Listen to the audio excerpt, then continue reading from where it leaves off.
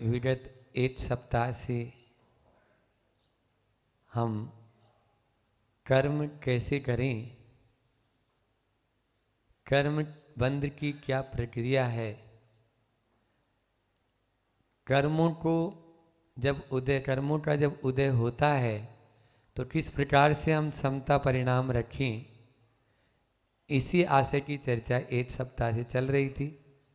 और वो लगातार एक सप्ताह से एक ही एक टेस्ट मिल रहा था, तो हमने बोला बीच में एक दिन का कुछ थोड़ा सा गैप दे दें, फिर से वही प्रक्रियापन चालू रखेंगे, क्योंकि वो तो अभी चलती रहेगी। जब तक शरीर है तब तक कर्म के बंधन से बच नहीं सकते हैं। तो इसलिए यह तो अनादि की प्रक्रिया है, लेकिन अज्ञान से हमने कर्म को बांधा है। भोगना है तो ज्ञान से भोगना है। जो अज्ञान से बांधा, अज्ञानता में बांध लिया है, तो वह हमें उसी रूप में फल दे कोई आवश्यक नहीं है।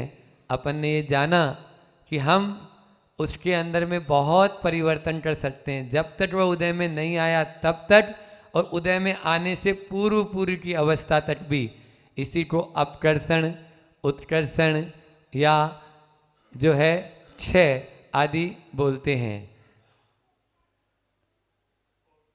प्रतिक्रिया करने से किस प्रकार से हम कर्मों का और अधिक बंद कर लेते हैं, ये भी अपने जाना। और कल अपन ने ये देखा था कि कितनी तरह के लोग कर्म और कर्म के फल से किस प्रकार से अपनी रुचि रखते हैं, कि कुछ कर्म करना ही नहीं चाहते हैं, अकर्मण्य बने हुए हैं। वो भी गलत है, क्योंकि बिना पुरुषार्थ के कुछ भी नहीं, वो तो पाप है। यदि आप मेहनत के बिना, हमने एक बार बोला था, जो मेहनत करेगा उसको रोना नहीं होता, अर्थात कोरोना नहीं होता। जो मेहनत करेगा उसको रोना नहीं होता। एक कोट को इधर जोड़ लेंगे तो फिर कोरोना नहीं होता। तो यही अपन को है, आज विजयादशमी का यह अवसर है, तो क्यों न भगवान राम के बारे में कुछ अपन चर्चा कर लें आपस में। अभी मुन्ना भाई ने भी वही भजन जो है उसमें मुठड़ा कि किस तरह से कर्मों का फल होता है। केवल रात बीच में थी, लेकिन बात बहुत बड़ी हो चुकी थी। रात बीच में थी, सिंहासन के ऊपर बैठना है, राज तिलक होना है। दशरथ को भी नहीं मालूम कि हो क्या रहा है, और राम को भी नहीं मालूम कि हो क्या रहा है। जहाँ सिंहासन पे बैठना था वहीं वन की ओर गमन कर लेते हैं। आज उस जब आचार्य श्री भोपाल में थे, तो प्रत्येक रविवार को राम कथा ही चली। बाहर में प्रवचन होता था, तो रामायण के प्रसंग को लेके ही, और आचार्य श्री तो एक छोटी सी घटना होती है उसको भी उनके साथ में 1-1.5 घंटा कब बीत जाए कोई पता ही नहीं चले। लेकिन अपने पास में इतना समय नहीं है, कम समय में अपन को ज़्यादा बात करनी है। रावण अपना नाम कोई रटना चाहता है, कोई भी नहीं रटना चाहता, लेकिन राम सब रटना चाहते हैं। राम सब बनना चाहते हैं, लेकिन हम काम रावण का करते हैं। राम तो सब बनना चाहते हैं और फल भी राम जैसा चाहते हैं, कि जैसे उनको मुक्ति मिली वैसे हमें मोक्ष मिल जाए, लेकिन काम हम रावण का कर रहे हैं। तो किस प्रकार से हम अपनी उन्नति कर सकते हैं, ये तो हम सोचें।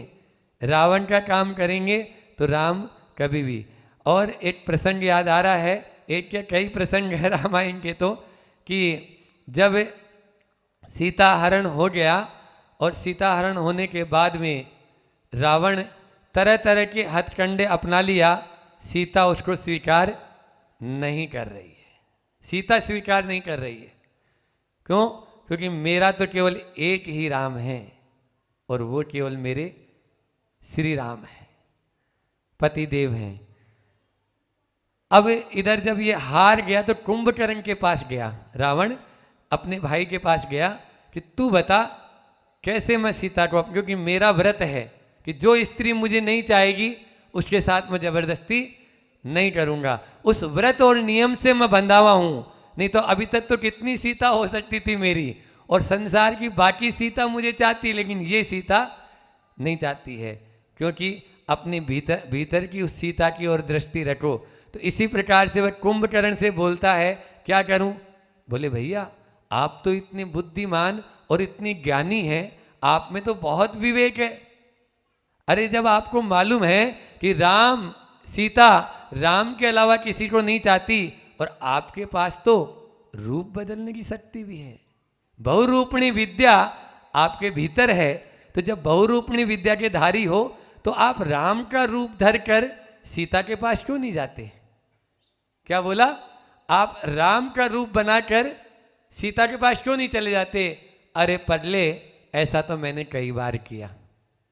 भाई को बोलता है, अरे भाई पगले, ऐसा तो मैंने कई बार किया, लेकिन जब जब मैं राम का रूप धरता हूं तो मेरे अंदर में वैसे परिणाम ही नहीं होते कि मैं सीता को अपना बना लूं। ये स्थिति हर इंसान की है। हम जब जब राम का रूप धरेंगे, हमारे भीतर, ये राम कोई बाहर का नहीं, ये रावण कोई बाहर का नहीं। वो रावण कब मरा था, वो राम कब विजय को प्राप्त किए थे, हमने नहीं देखा है। ये तो हमारे भीतर का ही राम है और हमारे भीतर का ही रावण है। वो राम कब रावण का रूप धर लेता है पता ही नहीं चलता है। आप तो छोड़ो, हम भी उसके अंदर में कब वो विवेक, राम जो है ना वो आत्मा राम है हमारे भीतर का, और रावण है वो हमारा अभिमान। जब रामायण गीता पर महाराज श्री जी प्रवचन करते हैं तो वो पूरा प्रतीकात्मक अर्थ, पद्म पुराण जो अपना ग्रंथ है वो और कुछ नहीं, पद्म भगवान का नाम है। पद्म भगवान राम का नाम है, और राम की जिसमें कथा हो वो पद्म पुराण है। आचार्य रविसेन आचार्य ने बहुत मार्मिक, रावण जो था ना वो मानी था। रावण हमारे भीतर का वो विकार है, जो विकारों के माध्यम से हम अपना पतन कर लेते हैं, हम अधोगति में चले जाते हैं। और राम हमारे भीतर के वो शुभ गुण हैं जिनको यदि हम पहचान लें तो उन्नति की शिखर को छू लेते हैं। हाँ, इसलिए वो रावण, एक बार ऐसा हुआ कि वो रावण, उसमें इतना ज्ञान था, विवेक था, बुद्धिमान था और शक्ति भी थी। रविसेन आचार्य ने एक जगह लिखा पद्म पुराण में कि जितनी वो शांतिनाथ भगवान का भक्त था, शांतिनाथ भगवान के जिनाले में खूब भक्ति करता था। और एक बार तो ऐसा हुआ कि भक्ति करते करते वीणा का तार टूट गया, तो उसने अपने हाथ की, वहाँ पर लिखा हुआ है पद्म पुराण में, हाथ की नस खींची और वहाँ जोड़ के और भक्ति करता, लेकिन भक्ति करना नहीं छोड़ा, मुन्ना भाई की तरह, है ना। भक्ति हो तो ऐसी वो भक्ति करना। वहाँ पर है कि यदि शुभ भक्ति होती, प्रशस्त भक्ति होती, यदि उद्देश्य अच्छा होता तो केवल ज्ञान की प्राप्ति कर लेता। और उसी भक्ति के माध्यम से तीर्थंकर प्रकृति का बन किया। तीर्थंकर आगामी तीर्थंकर होंगे, आज वो ऐसा नहीं है। अपन जो है उनका गुणानुवाद कर सकते हैं और कर रहे हैं, और करना ही चाहिए। हम तो उनकी जय बोलते हैं रोज कि आज वर्तमान की 24 और भूत की 24 और भावी जो है अतीत की 24, ये सबका यानी इन 3 त्रिकाल 24 की प्रतिदिन अपन जो है जयकारा बोलते हैं। तो उसमें रावण का भी आगामी तीर्थंकर है वे, इसलिए तो अपन वो देखें तो ये, लेकिन जो रावण ने काम किया वो काम अपन को नहीं करना है।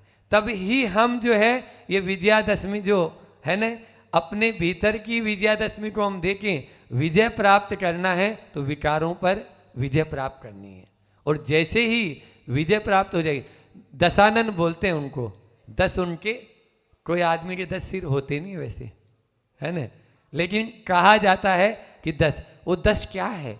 वो 10 हमारी 5 कर्मेंद्रिय और 5 ज्ञानेंद्रिय, ये 10 प्रकार की, इन्हीं के माध्यम से हम अपना पतन कर रहे हैं। इन इंद्रियों के विषयों में जब जब उलझेंगे तब तक हम उन्नति नहीं कर सकते हैं, आगे बढ़ नहीं सकते हैं। इसलिए वो 10 सिर तो कोई बात नहीं। फिर बताते हैं कि राम ने जो है सीधा वो चलाया। अपने यहाँ लक्ष्मण का आता है कि लक्ष्मण नाभि पर नाभि पर चलाएंगे। तो नाभि का मतलब होता है एकाग्रता। हम जब जब कुंडलिनी शक्ति जो होती है तो अपन एकाग्र होंगे तभी इन 10 पर विजय प्राप्त कर सकते हैं। एकाग्र नहीं होंगे, एक को आप पकड़ेंगे तो दूसरी इंद्रिय आपकी जो है वो चल जाएगी, दूसरी को पकड़ेंगे तीसरी, इन 10 को एक साथ करना आपको मतलब यानी अलग करना होगा।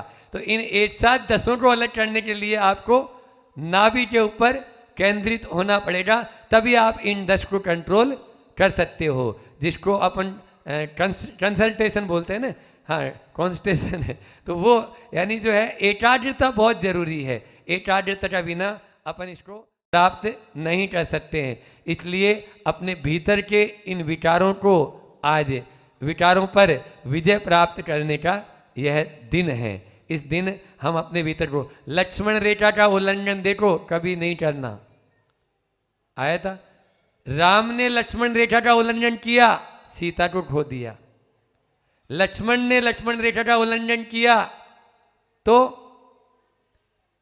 चला गया, उसको छोड़कर अकेली सीता को, तो सीता चली गई।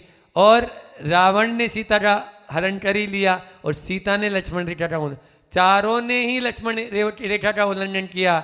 जो मर्यादा शास्त्रों में बताई गई है, जो हमारे लिए हिदायतें दी गई है, जो भगवान महावीर स्वामी ने बताया। और राम कैसे बनता है, ऋषभ का र ले लो और महावीर का मैं ले लो तो राम हो गया। इन 24 तीर्थंकरों ने जो हमें बताया है, इन 24 तीर्थंकरों, तो हमारे भीतर का राम तो आत्मा राम बनने में देर लगेगी नहीं, उसको परमात्मा बनने में देर लगेगी नहीं। इसलिए जो ये लक्ष्मण रेखाएं हमारे लिए जो बताई जाती हैं, उनको कभी सोने का कोई यानी हिरण होता है क्या? लेकिन पत्नी की बातों में आओगे तो यही हालत होएगा। राम का भी रस हो गया तो अब आप देख लीजिए, ये तो उस जमाने की बात है। हाँ, तो अपने अपने देख लो आप। तो ये सोने का हिरण होता नहीं है, आप लोग बुरा नहीं मानना। हाँ, लेकिन वो जल्दी से आसक्त हो जाती है, किसी भी चीज़ पे मोहित हो जाती है। और यदि विवेक खो देता है यदि व्यक्ति, पुरुष जो होते हैं, तो फिर दोनों का रस वैसा ही होता है जो सीता का हुआ। अब सीता भी परेशान है, राम भी परेशान है, लक्ष्मण भी परेशान है और रावण भी परेशान है, चारों के चारों ही परेशान है। कोई नहीं, एक ये आज के दिन ये सुनाकर मैं अपनी वाणी को विराम दूंगा कि यही रात अंतिम, यही रात भारी, बस एक रात की अब कहानी है सारी, यही रात अंतिम, यही रात भारी। नहीं बंधु बांधव न कोई सहायक, अकेला है लंका में लंका का नायक। सभी रत्न बहुमूल्य रण में गंवाए, लगे घाव ऐसे कि भर भी न पाए। दशानन इसी सोच में जागता है कि जो हो रहा उसका परिणाम क्या है। ये बाजी अभी तक न जीती न हारी, यही रात अंतिम, यही रात भारी। वो भगवान मानव को समझेगा इतना कि मानव के जीवन में संघर्ष कितना। विजय अंततः धर्मवीरों की होती, पर इतना सहज भी नहीं है ये मोती। बहुत हो चुकी युद्ध में व्यर्थ हानि, पहुँच जाए परिणाम तक अब कहानी। वचन पूर्ण हो देवता हो सुचारी, यही रात अंतिम, यही रात भारी, यही रात अंतिम। वो रात अंतिम हो चुकी, लेकिन हमारे भीतर में जो मोह की रात है वो उजाले में कब परिवर्तित होगी, ये तो देखें। उस मोह की गांठ को खोलें, तभी विजय प्राप्त होगी, नहीं तो विजय प्राप्त नहीं हो सकती है। आचार्य श्री जी ने हाइकू कहा है, मध्य रात्रि में 5 अक्षर हो गए, विभीषण आ मिला, विभीषण आ मिला, राम राम थे, राम राम थे। राम बनना है, राम बनना है तो हमारे भीतर के पहले जो काम है ना, ये इंद्रियां जो है इनको छोड़ना होगा, मन को छोड़ना होगा।